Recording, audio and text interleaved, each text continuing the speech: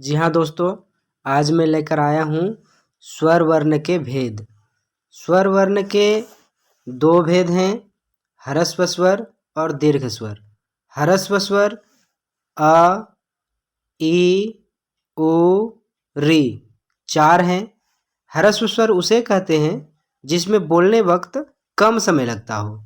दीर्घ स्वर उसे कहते हैं जिसमें बोलने वक्त अधिक से अधिक समय लगता हो, जस्ट इसका दुगुना समय लगता हो। जितना ह्रस्व का समय लगता है उससे दुगुना दीर्घ स्वर बोलने में समय लगता है।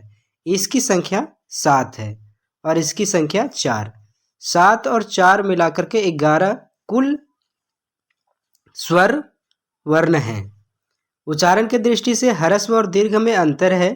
ह्रस्व के स्थान पर दीर्घ और दीर्घ के स्थान पर ह्रस्व का उच्चारण करेंगे तो इसकी जो अर्थ है वो अर्थ में भिन्नता हो जाएगी। जैसे ह्रस्व और दीर्घ का उदाहरण नीचे दिया हुआ है। बन बान, मिल मिल, दिन दिन, कुल कुल। ये कुल अर्थ में भिन्नता ला रहा है। जैसे आगे है व्यंजन के भेद। आगे है व्यंजन के भेद। पढ़ेंगे। व्यंजन के 5 भेद हैं। व्यंजन वर्ण का जो पहला है वो स्पर्श व्यंजन है। इसका उच्चारण कंठ, तालु, मूर्धा, दांत, ओष्ठ के स्पर्श से होता है। जैसे क वर्ग एक वर्ग है, क ख ग घ अंगा, जिसका उच्चारण स्थान कंठ है। च वर्ग च छ ज झ इया, इसका उच्चारण स्थान तालु है। ट वर्ग ट ठ ड ढ मूर्धन्य, ये इसका उच्चारण स्थान मूर्धा है। त वर्ग त थ द ध न, इसका उच्चारण स्थान दांत है। प वर्ग प फ ब भ म, इसका उच्चारण स्थान ओष्ठ है। अब कुल मिलाकर के स्पर्श व्यंजन 25 हैं। अंगा, इया, न न म व्यंजन वर्णों का उच्चारण नासिक के साथ साथ कंठ, तालु, मूर्धा, दांत, ओष्ठ के स्पर्श से होता है। इन्हें नासिक व्यंजन कहते हैं। अर्थात बोलने वक्त नाक का सहायता लिया जाता है और नाक के द्वारा ही कुछ आवाज आती है। आगे है द्विगुण व्यंजन, जैसे ड़ और ढ। ये नीचे बिंदी है, बिंदु छूटा हुआ है। इसमें द्विगुण व्यंजन जिसका खासियत है यह शब्द के आरंभ में नहीं आता, या तो बीच में आता है या तो फिर अंत में आता है। जैसे डाकू, नीडर, सड़क, कीचड़, इसके 2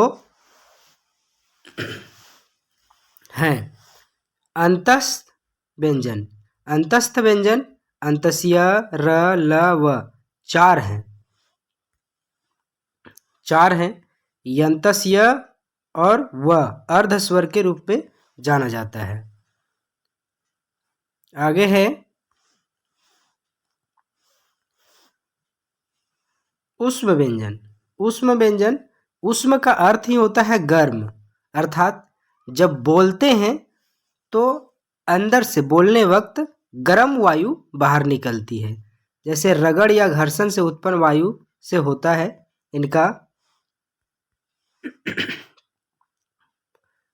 तालाबिश, मूर्धन्य, दंश, ह, ये 4 हैं जिनको बोलने से घर्षण होती है।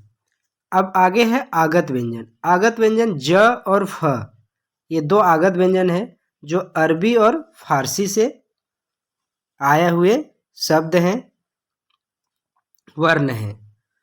जैसे संयुक्त व्यंजन, यह 2 व्यंजन वर्णों से बनते हैं, यह स्वतंत्र व्यंजन नहीं होते।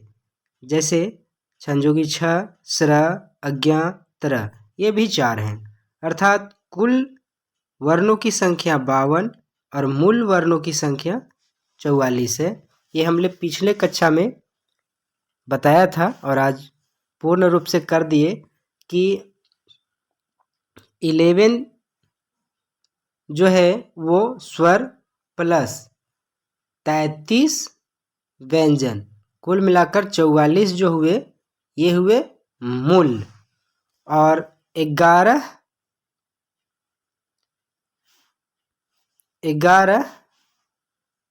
स्वर और 41 व्यंजन, एक कुल मिलाकर 52 जो हुए वे कुल वर्ण हुए। इसको 33 कौन कौन है, 41 कौन कौन है, इसमें बता देते हैं कि 11 तो ऊपर है, उसके बाद 25 यहाँ से, 25 और 2, 25 और 4 29, 29 और 4 33, ये 33 है। ये 11 और 33 44 हो गया। उसी तरह से 11 स्वर्ण का, उसके बाद 25 और 2 27, 27 और 4 31, 31 4 35, 35 और 2 37, 37 और 4 41, ये हुआ कुल में। धन्यवाद।